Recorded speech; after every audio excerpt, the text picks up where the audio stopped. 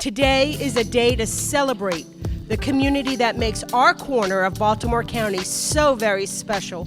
And it is a day that reaffirms the promise of tomorrow. So this is a day of promises fulfilled for us, for our school system, for our community, and for the students here at Lansdowne High School.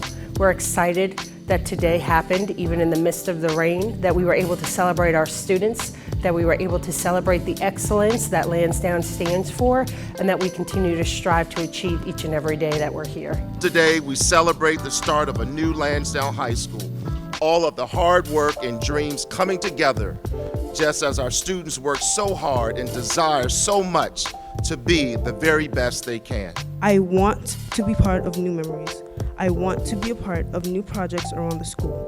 I want to be a part of this new environment and know I helped make it the way it is. I'm excited because the pictures, I'm thinking wow, this is going to be the school I'm going to be going to. I'm really looking forward to having new classrooms, a bigger school, and 3 floors. I've never gone to a school with 3 floors. To the school we love the most, we will sing.